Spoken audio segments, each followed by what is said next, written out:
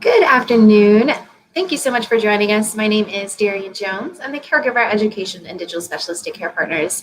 We're here today with another Hot Topic Live segment. We have a really great speaker today. Cynthia Fronterhouse is here. She's an elder law attorney. She's going to be taking us through wills and the probate process. So be sure to stay tuned for that. We're going to get into that in just a second. But real quick, I want to give you guys some updates on Care Partners and what we're working on right now. So we are continuing to monitor the coronavirus situation and have decided to suspend all of our in-person programming until at least July 31st. So we'll continue to just keep monitoring everything and let you guys know once we'll be resuming the in-person activities. Until then, though, we are very excited to bring you guys the gathering place at your home, or the gathering at your place. So it's going to be a virtual gathering place. It's a Zoom meeting, so you can just log in and have the gathering right there in your own home. So that's a really fun thing that we're bringing out this week. You can find more details on our website. Go to carepartnerstexas.org, go to the Find Help Gathering Place section. There's some other activity guides and things that you can download there as well. We also have the Common Ground support group that we're still doing twice a week. And you can also find that information on our website under the Common Ground section. And with that, I guess we'll go ahead and get started with our awesome topic for the day. I'm going to bring up our speaker, Cynthia. Hi, Cynthia. How are you doing today? Great. Thanks so much for having me. We are so excited for you to be here. Before we get into the topic, would you mind telling us just a little about yourself and your background and what we're going to cover today? Yes. My name is Cynthia Fronterhouse, and I am an attorney here in Houston. I actually practice law with my father. He is semi-retired, but he has over 50 years of experience. He has always focused his practice on construction litigation, representing small companies. And so when I joined him, so he could go enjoy his life, I really enjoyed meeting with the clients and helping them or their families with preparing for the inevitable, as well as when they lost a loved one. So I grew up in Houston. I grew up in the Spring Branch Memorial area. I did go away to college, to Smith College in Massachusetts. And then I came back to Texas and went to the University of Texas Law School, which you can probably see right behind my shoulder. So I am married and I have one daughter, a 9-year-old, and really helping families before they lose someone and then when they lose a loved one is really my passion, and walking them through that process, because it's so difficult when you're trying to process and grieve and then having to deal with a lot of the probate aspects. So that's really what I'm going to focus on. I think most people know what a will is and why it's important, but then what happens when you do lose a loved one. So, and I'd love to have any questions or comments, and we'll try to answer them as best as I can. And I can get started. Do you want me to get started? Oh, yes. Sorry. I was just there in the background. Yep. We're ready to go. So just as she said, anyone at home watching, be sure to type in your questions. We'll get to those before the video's over. And just thanks again for tuning in. So hand it over to you, Cynthia. Okay. Like I said, a will is the document that determines where your assets are going to go when you die. It doesn't take effect until you've passed away. So once you pass away is when your will go into effect. And one of the big cases that we had when I first started with my dad was one of his clients lost a brother and he didn't have a will. And he died and he had 2 minor children. And so watching the family go through that grieving process and then having to see how difficult it was because he didn't have a will was what really inspired me to help people and educate people on why that's so important. So you can use a will to determine where your assets are going to go and to whom you want them to go. You can also, in your will, you can appoint a guardian to your children. And then also in your will, you can appoint an executor. The executor is only responsible for following your wishes that are outlined in your will. And so something that we're seeing right now in this COVID-19 era is it's really difficult, because to get a properly drafted will, you have to have 2 witnesses who are alive, and a notary public. I am still having people come in and sign the documents, but that has been a challenge for a lot of attorneys as well as people who now need a will. And so what happens when you lose someone, if they have a will and it's properly drafted, then you go through what's called probate. Probate is the process of authenticating the will. You file an application to probate a will with the court. You file the original will with the court, and you normally do it in the county that the person resides, where they had a homestead. And you have to do that within 4 years. And so then you file the will with the county clerk, and you have to wait 10 days because the will's posted at the county courthouse. And then after 10 days, you set a hearing. And at the hearing, whomever is the executor goes to a hearing and has to prove up the will and authenticate the will, that this is the last will and testament of the person, and then has to take an oath to swear that they will follow the will and do what the will says. And so that's why if you have a properly drafted will, it's a very simple, fast, and inexpensive process in Texas. So I've had a couple other interesting things. A lot of people now, because if they don't feel safe because of COVID-19, that they may not feel safe to go to an attorney's office and have 2 witnesses and have a notary public and the attorney, that people have been handwriting a will. And a lot of time I have someone ask, oh, well, can't I just handwrite a will? Well, you can in Texas. I would never advise you to do that. And even if you were going to do it, I'd say go talk to an attorney to make sure you do it all properly. And if you do that, it's more expensive and more timely. In Texas, you don't have to bring any witnesses to prove up a will, a properly drafted will. If you have a handwritten will, in which I just had to probate a handwritten will, we had to have 2 disinterested witnesses come to the hearing. Right now, all the courthouses are doing the hearings by Zoom, but normally you would have to drive down to the courthouse, find parking, sit there and wait, and then go before a judge. And so that's always a little, scary for some people. And then we had to have those 2 witnesses prove up that person's signature and prove up that that will really was that person's will. I had it happen with another client, and it took him a long time to find 2 people who knew his father's handwriting and signature. So that's always one of those problems. If you have a properly drafted will, it's just much easier and simplified to handle in the probate process. Then once the executor is appointed, in most wills, they don't require a bond. You don't have to have appraisers. And so that's also why it's helpful to have that properly drafted will.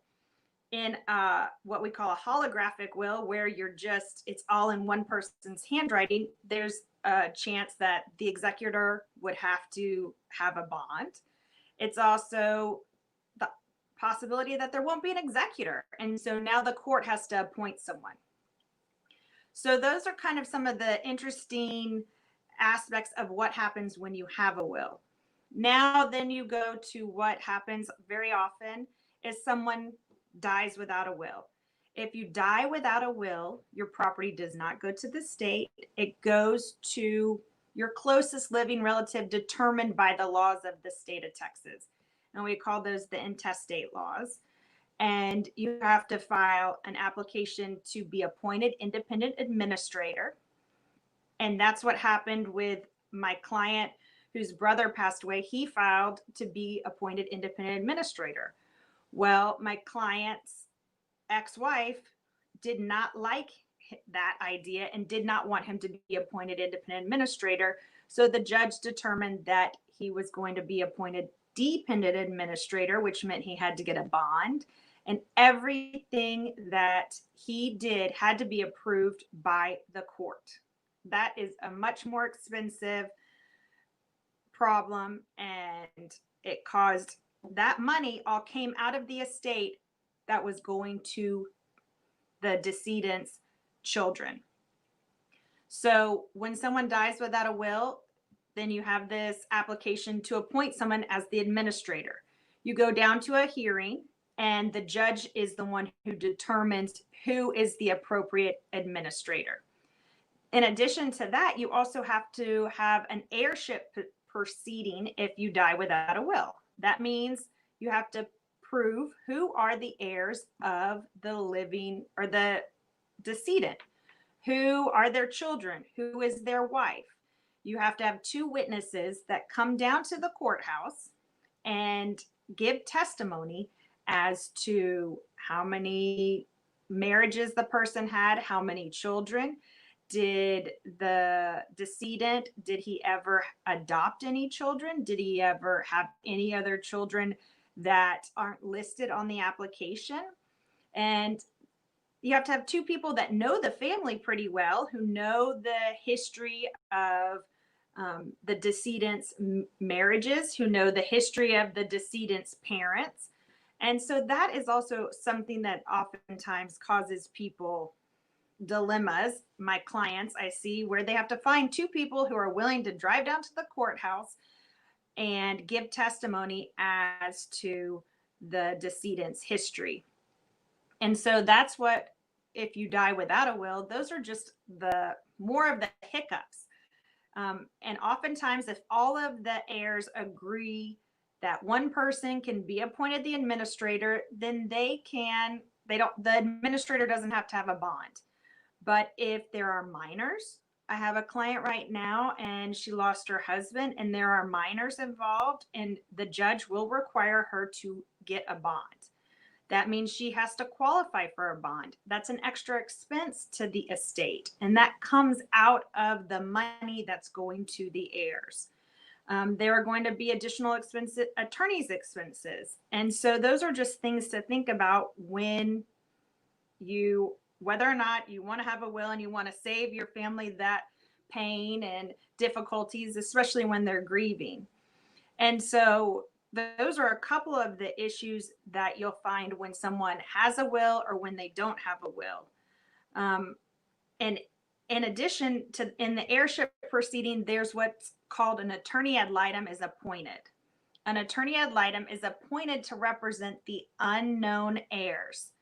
And a lot of times my clients say, well, why do we need? I know who the heirs are. And if you've ever gone through this, you can probably understand. And if you have any questions about what happens when someone dies without a will, I'm happy to answer them. But the judge and the court don't know who the heirs are in that proceeding. So this attorney ad litem is appointed. It's an independent attorney, and that person is responsible for talking to the two disinterested witnesses who we've appointed. The other thing, and this might be something someone has gone through, is even if you're a spouse and your spouse dies without a will, and a lot of times I have people that say, well, everything's community property. Everything my husband has is mine. I had this happen. But that still doesn't matter. You still have to transfer everything in the eyes of the law.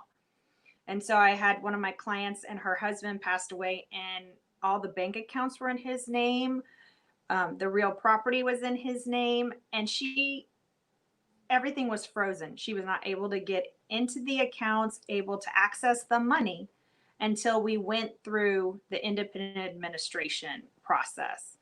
And so that was one of those hardships that I see with some of my clients, especially married couples, because they think, oh, well, maybe I can just have, both of us can have a will. Wills aren't contracts. You each have to have your own will. And I tell all my married couples that you can give your property to whomever you want. And so you don't have to give it to your spouse. Although when someone does, I always remind them that's called an I love you will. And so that's kind of the importance of a will and probate and how you can avoid some of these obstacles, as well as why they're so important. And so that's where you want to stay focused on and make sure that you have a will. The will doesn't go into effect until you've passed away, like I said previously, and why you want a will and how it's very simple to ensure that those documents. Another thing I just want to hit on is I had mentioned earlier that you have to probate a will within 4 years. A lot of times I have people ask, oh, well, we're married. I don't need to probate my husband's will because he left everything to me and our house is community property. That's not correct. You still need to probate that will because your spouse's interest in the real property needs, or any property needs to be transferred over to you. And the process of doing that is the probate proceeding. And then another thing is, if you don't probate a will within 4 years, there are ways to probate a will after that time. And I've seen that happen. There's also, you want to have your original will because that is the will that is probated. It's the original will. If you don't have the original will, you can also probate a copy. It just means there are more steps to that. So make sure you put your documents in a safe place, but you also let people know where they are. I always advise my clients not to store them in a safety deposit box unless whomever, your kids or anybody, knows where it is, because if they can't get access to it, they have to go before a judge to get it.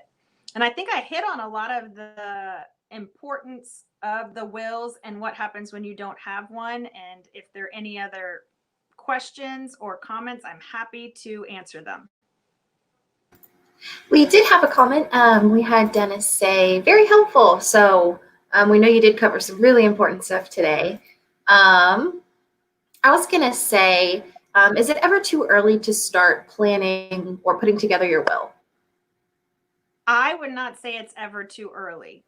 I do think if someone comes to me and they don't have real property and there are other mechanisms to ensure your property goes to whom you want, whether that is a payable on death bank account, payable on death IRA or 401k, anything that is going to transfer and has beneficiaries listed, make sure those are listed how you want them. Going back to that story about my client who died without a will, his life insurance was being paid to his estate. So not only did he have real property, but we had to deal with the life insurance. So if you have a beneficiary listed on those sort of things, you can't avoid probate for some things. So there have been a couple times where I've said you don't need a will, but if anything changes and you buy a house or something like that, then you definitely want a will. And that's some really great advice. You did touch a bit on this, but with COVID happening right now, is there any extra steps or challenges when it comes to putting together a will? I think the biggest challenge is the requirement of having witnesses. So I've had to recruit my neighbors, friends to come and witness the wills. And I really try to group people together. However, we make sure you wear your mask. And then you cannot, right now, you can use online notaries. That was something that was passed by the governor. I think it was an executive order. But you cannot use an online notary for a will. So you have to have two witnesses and a notary public. We really try to limit the time we spend together. So a lot of it we're done over the phone. The nice thing right now is, if people seem to be getting so familiar with Zoom, is that a lot of the hearings are through Zoom. So it used to be my clients would have to come in person if they lost someone that they loved in Houston and they lived in Austin or anywhere else. Right now, you aren't having to come in person. So it is saving people a trip if they don't live here. So that has been really helpful. Yeah, it's definitely a unique time right now. And we do have another question. So what is the average cost of doing a simple will without a large estate? I think the average cost of doing a will, I find that most attorneys would, there are other documents, and I know that they have been covered in a lot of the seminars that you want to have. So you want to have your powers of attorney, your directive, your HIPAA authorization. And so I think definitely under $500 for all those documents. So you might, there are attorneys that are affordable that will do it for half that if you just wanted a will. And the nice thing is that when you go to an attorney, you hit everything. A lot of times people come to me and they say, well, this is who I want to give everything to. And then I have to remind them, well, what if that person predeceases you? Or what about this? And so an attorney is able to kind of ask you follow-up questions, and then you make sure that your will last forever. It's very often that you don't have to change a will. I mean, I've had my will now since my daughter was born 9 years ago, and I haven't changed anything. So that's the nice thing. I've bought property and sold property. So even though your assets might change, you may not even have to change your will for a long time. Very interesting. And as a second follow-up part, what if the will was done in Louisiana? I know there's a little bit different rules from Texas. Most likely, all wills will be good in every state. You can always go to someone. I'm going to use an example about California only because my brother lives in California. And in California, the cost to probate a will is based on the size of your estate. So there they do trusts a lot more to save that money. In Texas, it's very simple and you don't need that. There is a very good chance that a will done in Louisiana, I would, assume that it would be valid in Texas and vice versa, because there are laws that say this is good in every state. It's more just the tax ramifications. And in Texas, since we don't have the estate tax, then it's not a very expensive thing to probate. Very good. Okay. So thank you so much for all of those questions, Dennis. We hope we gave you some good answers there. And I wanted to say also, before we wrap it up, here is Cynthia's contact information for anyone who may have some questions or think of something later on. You can always reach out to her. Here's her phone number, or her website's right there too. I think we're going to wrap it up for the day. Cynthia, if there's any last minute advice or tips you have for people. I just always tell people, remember, where there's a will, there's a way. I love that.